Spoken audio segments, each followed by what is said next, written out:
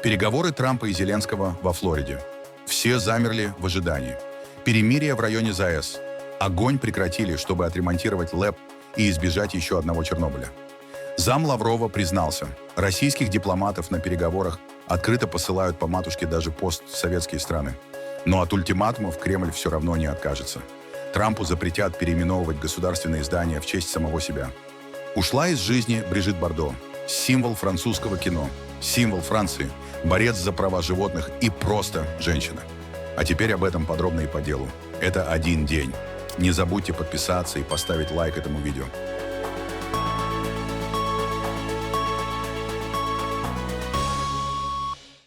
Президент Украины Владимир Зеленский и президент США Дональд Трамп проведут личную встречу сегодня в Палм-Бич, штат Флорида. Как сообщили в Белом доме, переговоры начнутся в 20:00 по киевскому времени и станут ключевым этапом многонедельных дипломатических усилий по поиску путей завершения войны в Украине. Владимир Зеленский прибыл в США накануне вечером вместе с украинской делегацией. Цель визита – обсуждение вопросов безопасности для Украины, дальнейшей экономической помощи, а также возможных параметров мирного урегулирования. Встреча проходит на фоне сохраняющихся серьезных разногласий между Киевом, Вашингтоном и Москвой по ключевым пунктам потенциального соглашения. Переговоры запланированы всего через сутки после массированных российских атак по территории Украины. В субботу Россия нанесла удары по Киеву и ряду других регионов, применив сотни ракет и беспилотников. В отдельных районах столицы были зафиксированы перебои с электро- и теплоснабжением. Владимир Зеленский назвал эти удары реакцией Москвы на продолжающиеся международные мирные инициативы, в том числе при посредничестве США. По словам украинского президента, в ходе встречи с Дональдом Трампом он намерен обсудить судьбу восточных регионов Украины, в первую очередь Донбасса, а также будущее Запорожской атомной электростанции, которая остается одной из ключевых тем международной безопасности. Обсуждение также затронет гарантии безопасности для Украины в случае прекращения огня и возможные экономические механизмы восстановления страны. Основным камнем преткновения остается вопрос территорий. Москва настаивает на том, чтобы Украина передала России весь Донбасс, включая районы, находящиеся под контролем Киева. Украинская сторона, в свою очередь, выступает за фиксацию линии фронта по текущему положению войск. Соединенные Штаты, пытаясь найти компромисс, ранее предлагали создать в регионе свободную экономическую зону. Однако практическая реализация этой идеи остается неясной. Зеленский ранее заявил, что так называемый 20-пунктный план мирного урегулирования готов примерно на 90%. В интервью американским СМИ он допустил возможность вынесения плана на всенародный референдум при условии достижения как минимум 60-дневного прекращения огня. При этом опросы общественного мнения показывают, что значительная часть украинских избирателей может не поддержать подобные компромиссы. На фоне встречи в США Киев продолжает активные консультации с союзниками. Накануне Владимир Зеленский встретился с премьер-министром Канады Марком Карни, который заявил, что мир возможен только при готовности России к реальным переговорам, и объявил о дополнительной финансовой помощи Украине. Европейские лидеры также подтвердили поддержку Киева, подчеркнув необходимость справедливого и устойчивого мира с сохранением суверенитета и территориальной целостности страны. После переговоров с Дональдом Трампом Владимир Зеленский намерен вновь связаться с европейскими партнерами, чтобы обсудить дальнейшие шаги и возможные гарантии безопасности для Украины в послевоенный период. А вот что думают киевляне о перспективе мирного процесса. Опрос на улицах украинской столицы провели журналисты агентства Reuters. Честно говоря, я думаю, что нет, потому что мы уже видели эти переговоры и договоренности, когда буквально позавчера снова был обстрел. Поэтому я думаю, что Россия будет максимально тянуть время, и я считаю, что точно ничего не будет. То есть это будут переговоры, потом еще одни, но ни к чему это не приведет. Мира хочется. Хочется мира. Это самое главное. Хочется мира и больше ничего.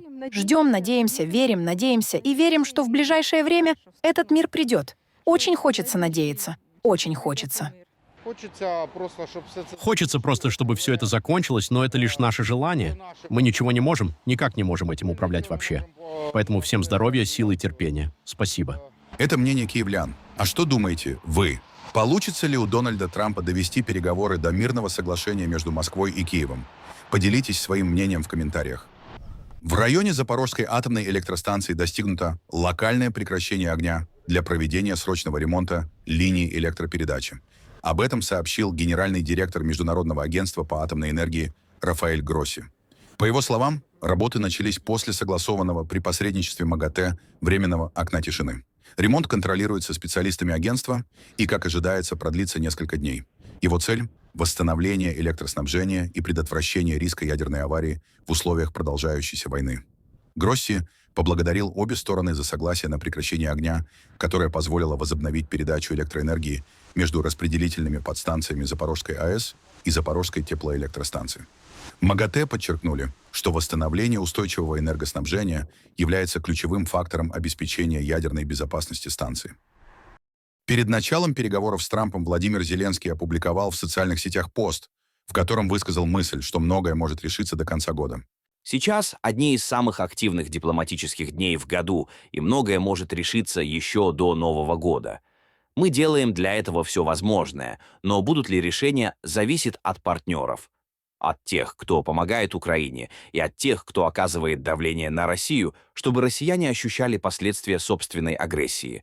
Только за эту неделю они выпустили более 2100 ударных дронов, около 800 управляемых авиационных бомб и 94 ракеты различных типов. Все это против наших людей, против жизни и всего, что обеспечивает ее нормальность, прежде всего против нашей энергетической инфраструктуры. Буквально круглосуточно работают наши ремонтные бригады, энергетики, спасатели ГСЧС Украины, чтобы защитить жизни и восстановить энергоснабжение. Но не менее важно, чтобы работали санкции против России, все формы политического давления за агрессию, чтобы Украине поставлялись ракеты для ПВО, и чтобы мы все финализировали форматы шагов, которые завершат эту войну и гарантируют безопасность. Именно о таких шагах мы сегодня будем говорить с партнерами. Спасибо всем, кто помогает. Заместитель министра иностранных дел России Сергей Рябков, по информации некоторых российских источников, метящий на место Сергея Лаврова, дал интервью рупору российской пропаганды Ольге Скобеевой. Вкратце, на изменения в мирном плане Москва никогда не согласится. Ультиматумы, озвученные ранее, остаются в силе. Украину хотят видеть дружественной страной, но устроена она должна быть так, как удобно России. Российских дипломатов посылают на переговорах матом даже представители постсоветских стран, не украинцы. Вот главное заявление. Я думаю, что 25 декабря 2025 года останется у нас у всех в памяти как рубеж, когда мы приблизились, действительно приблизились к решению. Но от нас, от нашей работы, от политической воли той стороны зависит, сможем ли мы сделать последний рывок и выйти на договоренность. Особенно в условиях, когда Киев и те его спонсоры, в частности в Евросоюзе, которые не нацелены на договоренность, удвоили усилия для того, чтобы ее торпедировать. Спецпредставитель США в НАТО Уитакер заявил, что еще 90 дней и война может закончиться. Это вообще что за явление? Бесконечно нам обещать.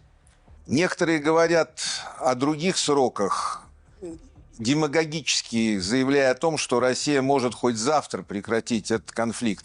Это подлая постановка вопроса, начисто перечеркивающая все то, что мы годами, долгими переговорными сессиями, выступлениями с высоких трибун объясняли западному и всему мировому сообществу. Мы видели, что вчера в украинских пабликах появились ссылки на план, состоящий из 20 пунктов. Мы знаем, что этот план радикально, если это вообще можно назвать планом, отличается от тех 27 пунктов, которые в последние недели, начиная с первых чисел декабря, мы отрабатывали в контактах с американской стороной. Поэтому сегодня предстоит углубленный анализ итогов встреч во Флориде. Дискуссии проходят конструктивно. Но политическая воля оставаться в рамках заданных Анкориджем, она не просто базовая для нас, это императив. Мы не можем выйти за эти рамки, иначе это будет не просто неустойчивая договоренность, просто никакой договоренности получиться не может. Политический дискурс и дипломатический процесс иногда не обходятся без перчинки и без специй. Это правда. Но нельзя все трансформировать в эпатаж. Нельзя все превращать в постмодерн. Нельзя за этим эпатажем забывать азы и классику того, иначе профессия выродится. Мы не должны плясать на сцене и ходить как ряженые только потому, что сегодня у нас роль эпатажная.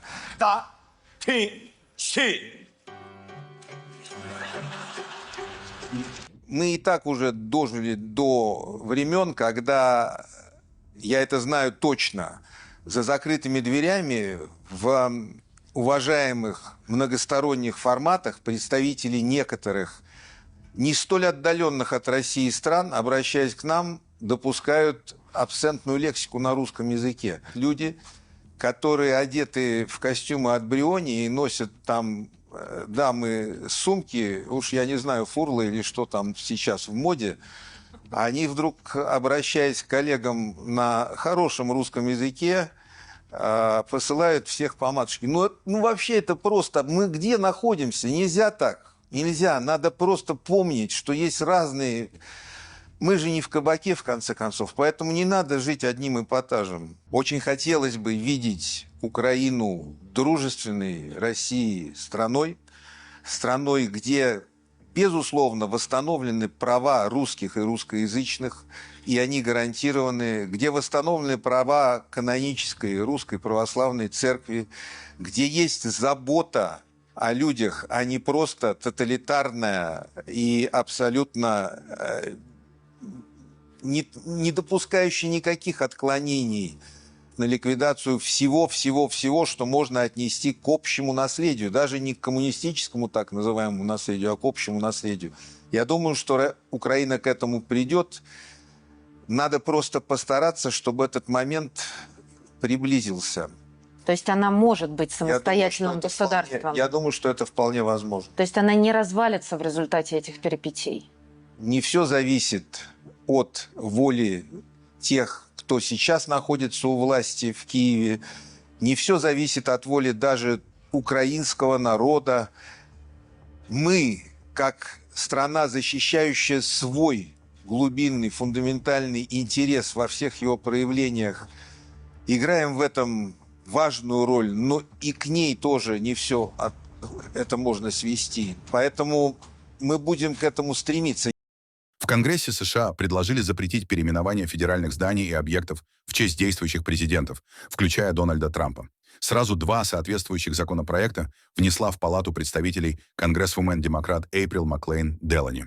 Инициатива стала реакцией на решение Совета попечителей от 18 декабря добавить имя Трампа к названию Центра исполнительских искусств имени Джона Кеннеди. В результате учреждение получило название «Мемориальный центр исполнительских искусств Дональда Трампа и Джона Кеннеди». Первый законопроект, получивший название о защите Центра Кеннеди, обязывает Совет попечителей удалить имя Трампа со всех вывесок и отменить принятое ранее решение о переименовании. Второй документ о целостности федеральной собственности предусматривает запрет на присвоение федеральным зданиям, земельным участкам и другим объектам имен действующих президентов США. По словам Делани, Конгресс должен положить конец, цитата, брендированию национальных сокровищ и мемориалов именем Трампа, особенно учреждений, поддерживающих национальное искусство и увековечивающих память Джона Кеннеди. Она заявила, что переименование Центра Кеннеди подрывает его наследие, оскорбляет американский народ и искажает общую историческую память страны. Во Франции в возрасте 91 года скончалась актриса Брижит Бардо. О ее смерти в воскресенье сообщила благотворительная организация, основанная самой Бардо. Мировую известность Бардо получила в 1956 году после выхода фильма «И Бог создал женщину». Картина, снятая Роже Вадимом, стала поворотной точкой для европейского кино. Образ молодой женщины, живущей по собственным правилам, резко контрастировал с привычными экранными героинями того времени и вызвал широкий общественный резонанс. Фильм принес Бардо международную славу и превратил ее в символ эпохи. Брижит Бардо родилась в Париже 28 сентября 1934 года в семье среднего класса. В детстве она была застенчивой и неуверенной в себе, однако уже в 15 лет появилась на обложке журнала «Эль». Модельная карьера быстро привела ее в кино, где она стала одной из центральных фигур французского кинематографа 50-60-х годов. Ее экранный образ воспринимался не только как символ новой привлекательности, но и как проявление новой женской независимости. В 1959 году философ Симона де Бувуар посвятила Бардо статью, в которой называла актрису воплощением подлинной свободы. Интерес к ней выходил далеко за рамки кино. Художник Энди Уорхол писал ее портреты, а музыканты, включая Боба Дилана, посвящали ей свои работы. Однако стремительный успех имел и обратную сторону. Бардо неоднократно говорила, что ощущала себя заложницей собственной популярности. Личная жизнь актрисы была предметом постоянного внимания прессы. Она пережила 4 брака, многочисленные романы и длительные периоды депрессии. Брижит Бардо неоднократно говорила о психологических последствиях жизни под постоянным давлением общественного внимания. Параллельно с кино Бардо занималась музыкой. Ее сотрудничество с Сержем Гинсбуром, включая песню «Je t'aime moi non plus», стало одним из самых обсуждаемых музыкальных проектов своего времени. В конце 60-х годов она также стала прототипом бюста Марианны, символа Французской Республики. В 1973 году Брижит Бардо окончательно покинула киноиндустрию, заявив о разочаровании в мире кинематографа. С этого момента она вела все более уединенный образ жизни, поселившись в Сан-Тропе. Во второй половине жизни Бардо полностью сосредоточилась на защите животных. В 1986 году она основала фонд Брижит Бардо по защите и благополучию животных, который со временем стал одним из самых влиятельных зоозащитных фондов во Франции. Ради финансирования работы фонда актриса продала многие личные вещи и активно участвовала в международных кампаниях против жестокого обращения с животными. Последние десятилетия Брижит Бардо жила вдали от публичной жизни, окруженная животными и ограничив контакты с внешним миром.